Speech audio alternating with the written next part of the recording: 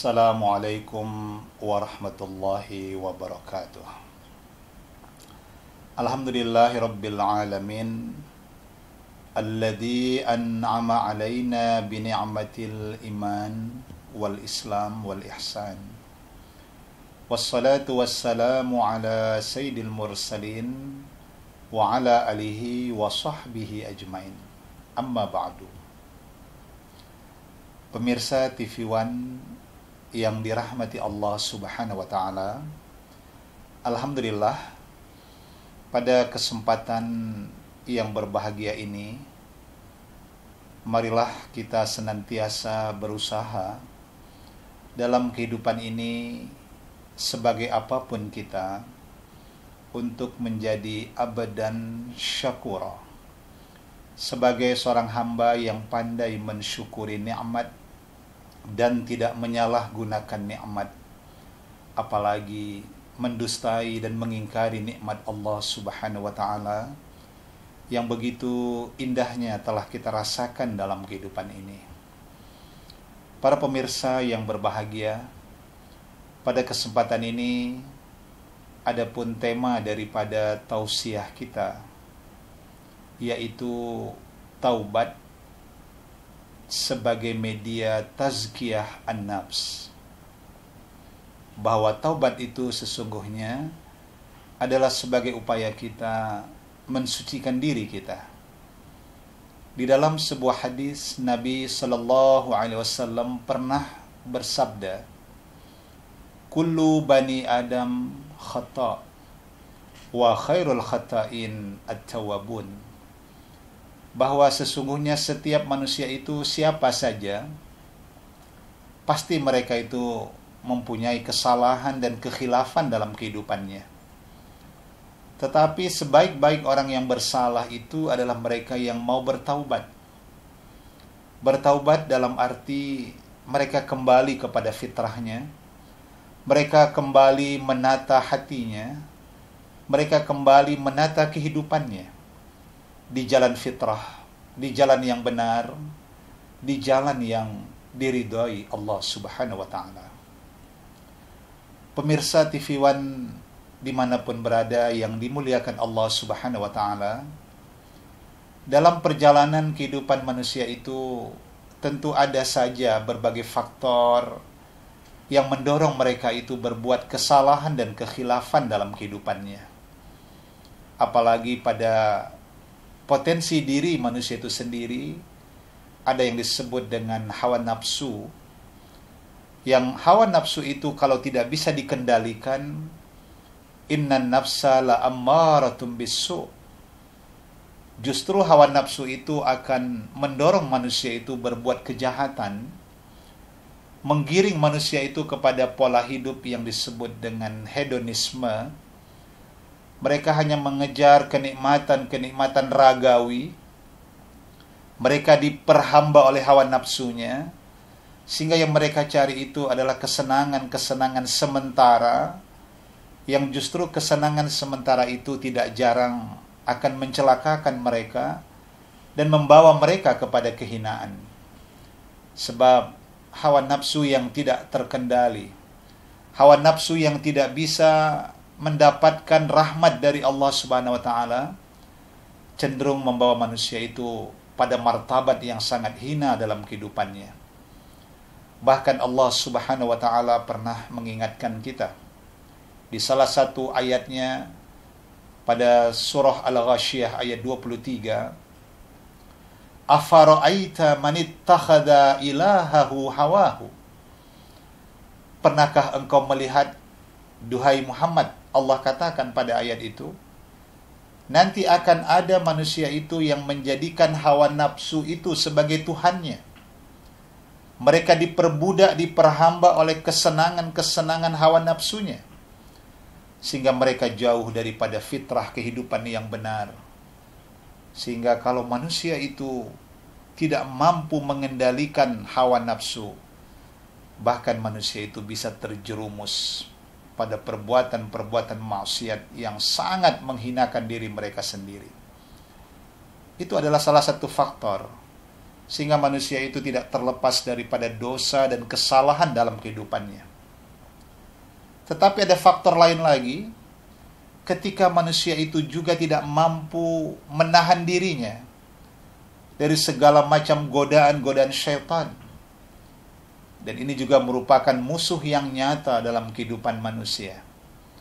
Allah Subhanahu wa Ta'ala ingatkan kita, pemirsa TV One yang berbahagia, dalam surah Az-Zukhruf ayat 36 Allah katakan, "Wa may ya'shu an dzikrir rahman nuqayyid lahu syaitana fahuwa lahu qarin."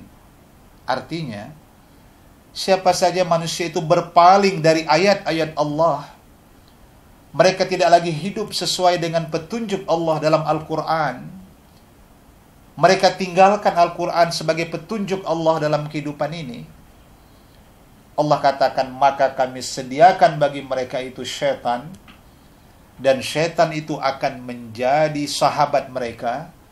Mereka bersekutu dengan syaitan itu.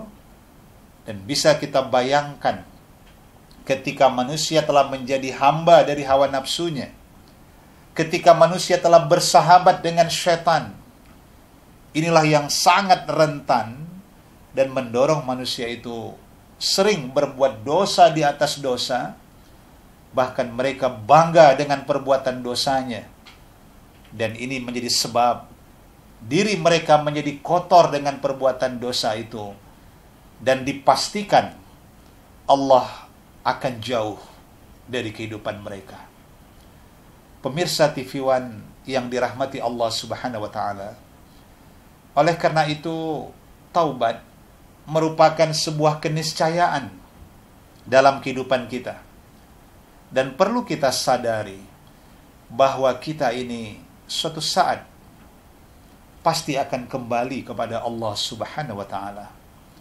Dan tentu kita dambakan bagaimana akhir kehidupan kita, dan kematian itu merupakan wisuda kehidupan bagi kita.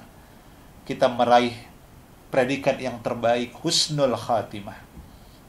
Yang salah satu ciri orang husnul khatimah itu adalah dia sudah bertaubat kepada Allah Subhanahu wa Ta'ala.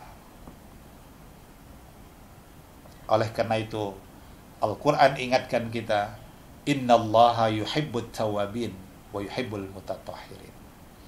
Sesungguhnya Allah cinta kepada orang-orang yang bertaubat dan selalu mensucikan jiwa raga mereka.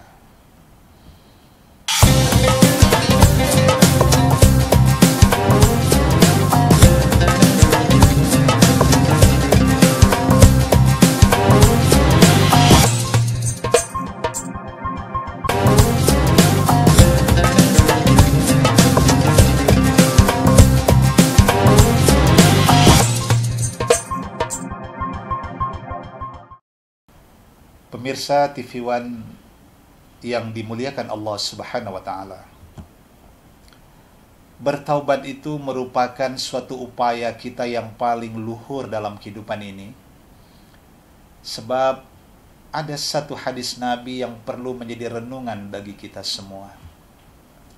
Di dalam hadis itu dikatakan, innal abda iza aznaba zamban kanat nuqtatun sauda fi qalbih fa in taba minha saqula qalbuhu.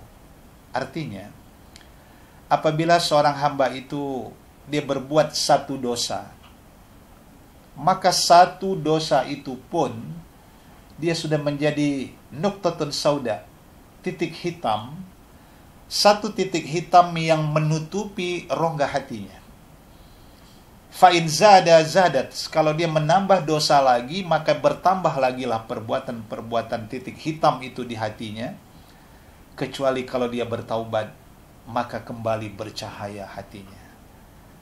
Dan adalah tidak mudah dalam kehidupan ini, ketika seseorang yang dengan niat yang tulus, dia ingin bertaubat, sebenarnya Allah akan memberikan kepadanya kemuliaan-kemuliaan dalam kehidupannya. Ada dua hal yang perlu kita ingat kembali, bahwa dosa manusia itu ada dosa yang bersifat individual kepada Allah, dan ada yang kedua bersifat dosa sosial. Itulah dosa antar sesama manusia. Di dalam Al-Quran, seumpama pada surah Ali Imran ayat 112, Allah katakan pada ayat itu, Duribat alaihimuz zillah aynama thukifu illa bihablim minallah wa hablim minan nas. Manusia itu siapa saja, kata Allah, mereka itu akan diliputi kehinaan. Hidup mereka penuh dengan kesengsaraan, ketidaknyamanan. Bahkan mereka hidup penuh dengan tekanan-tekanan. Hidup mereka penuh dengan kegalauan. Ini sekarang ada istilah orang hidupnya gegana, gelisah, galau, dan merana. Itu disebabkan karena mereka itu tidak bagus hablum minallahnya. Tidak bagus hubungannya secara pribadi kepada Allah karena dia masih suka berbuat dosa. Dan juga dikarenakan mereka tidak bagus hubungan dengan sesama manusia. Hubungan suami istri yang tidak baik, hubungan anak kepada orang tua, kepada mertua yang tidak romantis, hubungan tetangga bertetangga yang tidak lagi menggambarkan nilai-nilai kasih sayang, hubungan pemimpin rakyat yang tidak lagi terbangun jembatan hati. Terjadi krisis jembatan hati, krisis silaturahim. Ini juga menjadi malapetaka bagi kehidupan kita. Manusia itu diliputi, kata Allah, segala bentuk penderitaan lahir dan batin. Nah, maka bertaubat adalah solusi yang harus kita lakukan pada saat ini. Kita berusaha melakukan tazkiyah an-nafs. Kita ingin mensucikan jiwa raga kita, baik itu dosa kita kepada Allah dan dosa sesama kita. Ini yang merupakan hal yang sangat utama pada saat ini, supaya kehidupan kita, masyarakat kita, bahkan negeri ini jadi negeri yang damai, masyarakat yang sangat penuh dengan kedamaian, kalau kita ingin benar-benar melakukan taubat kepada Allah dengan taubatan nasuha itu. Kalau dosa-dosa kita yang bersifat pribadi kepada Allah, ini bisa kita lakukan, setidaknya ada 3 syarat yang harus kita tempuh. Yang pertama, yaitu an-nadamah ala ma'amila minal ma'asi. Kita menyesali segala kekhilafan, kesalahan, dan dosa masa lalu kita. Anggaplah itu sebuah lembaran-lembaran yang penuh dengan catatan-catatan yang tidak menarik, catatan-catatan yang hitam dalam lembaran kehidupan kita. Maka bertaubat itu seumpama kita membuka buku, kita sedang membuka lembaran-lembaran baru. Nah, maka sejatinya kita menyesali itu dengan penyesalan yang sangat dalam.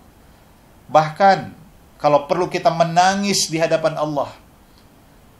Dalam Al-Quran dikatakan pada surah Taubah, "Falyadhaku qalilan wal yabku katsiran jazaa'an bima kanu yaksibun."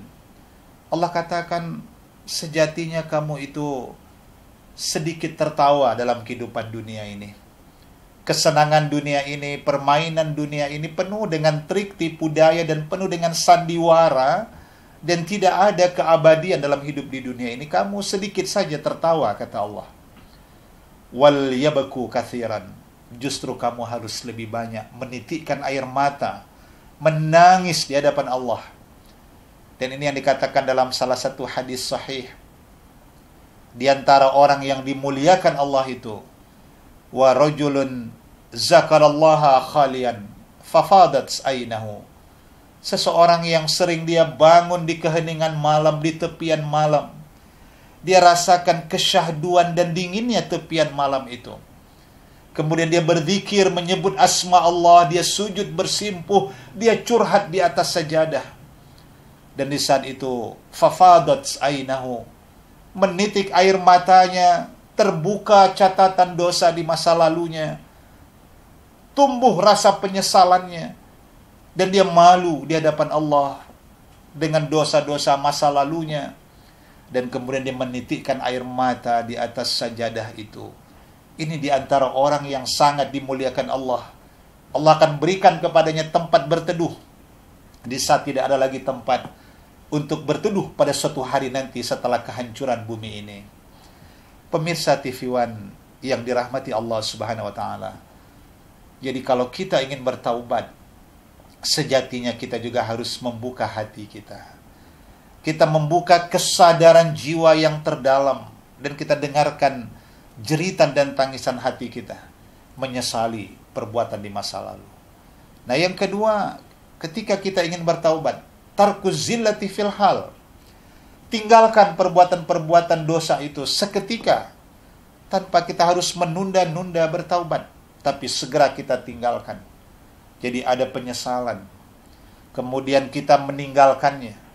Bahkan satu lagi, tidak saja kita meninggalkan, tapi cobalah kita membenci perbuatan dosa itu. Bahwa kita membenci perbuatan dosa yang pernah kita lakukan di masa lalu kita. Ini juga bahagian daripada syarat kalau kita ingin bertaubat kepada Allah dari dosa-dosa individual, baik itu juga dosa sosial yang pernah kita lakukan di masa lalu kita.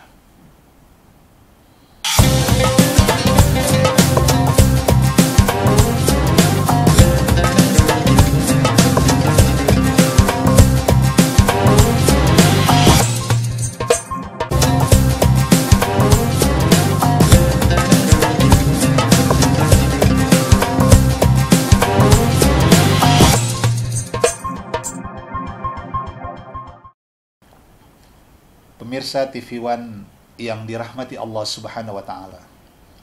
Jadi taubatan nasuha itu, selain kita menyesali diri, kita meninggalkan perbuatan-perbuatan dosa itu dengan seketika tanpa kita harus menunda-nunda waktu bertaubat, maka kita juga harus membenci sebenarnya perbuatan dosa. Kita mengutuk perbuatan dosa, kita malu pada Allah atas dosa yang pernah kita lakukan di masa yang lalu. Dan satu lagi syarat yang ini juga teramat sangat penting, bahwa kita watasnim ala alla ya'uda ila misli ma amila minal ma'asi.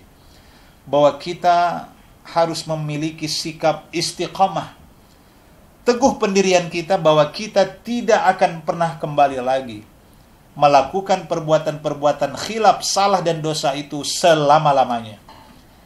Nah, ini adalah bahagian daripada kesungguhan kita, azam kita dalam bertaubat itu, dan niscaya Allah akan ampuni perbuatan dosa yang pernah kita lakukan di masa lalu. Pemirsa TV One yang berbahagia, selain daripada dosa yang bersifat individual kita kepada Allah, katakanlah itu dosa di masa lalu kita pernah ninggalin sholat, kita lalai berzakat. Bagi kaum wanita, mungkin kita belum menutup tubuh kita dengan pakaian yang benar, kita belum menutup tubuh kita dengan hijab yang syar'i. Mungkin dulu ada orang yang masih suka mempertontonkan auratnya. Nah, ini saatnya bagi kita. Bahkan di dalam Al-Quran, surah Al-Ahqaf ayat 15 itu dikatakan, seolah-olah Allah memberikan batasan kepada kita usia bertaubat. Pada ayat itu ada disebutkan arba'ina sanah. Di usia 40 tahun itu sejatinya orang sudah bisa berubah, dia sudah hijrah secara spiritualitas. Dia menata kehidupan yang lebih baik. Karena usia 40 itu dianggap usia manusia yang paling matang. Pemirsa TV One yang dimuliakan Allah. Selain tadi ada dosa individual, yang kedua ada dosa sosial. Ini adalah dosa antar manusia. Dan ini yang sangat banyak tanpa kita sadarin. Seorang istri, suami yang berbuat salah kepada suami istrinya. Anak yang durhaka kepada orang tuanya. Ada hak orang lain yang kita ambil dan tidak kita kembalikan. Ada nama baik orang yang sudah kita cemarkan. Ada amanah yang sudah kita khianati. Ini bahagian dari dosa-dosa sosial.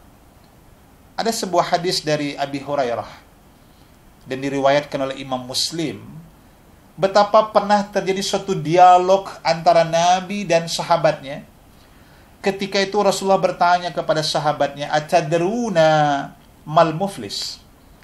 Sahabatku, tahukah kalian siapa orang yang bangkrut, bankrupt, orang yang tumpur, orang yang failit? Mereka menjawab, qalu al-muflisu fina man la dirhama lahu wala mata'. Ya Rasulullah, orang yang bangkrut itu nggak punya uang, nggak punya harta, nggak punya modal. Itu yang dikatakan sahabat. Nabi tidak menyalahkannya, tapi Nabi mempertegas, innal muflisa min ummati may ya'ti yaumal qiyamati bisolatin wa siyamin wa zakatin. Orang yang bangkrut itu, kata Nabi, adalah umatku nanti yang mereka datang dari kiamat, hebat solatnya, hebat puasanya, hebat zakatnya. Wah, ini ibadah spiritualnya hebat secara individual.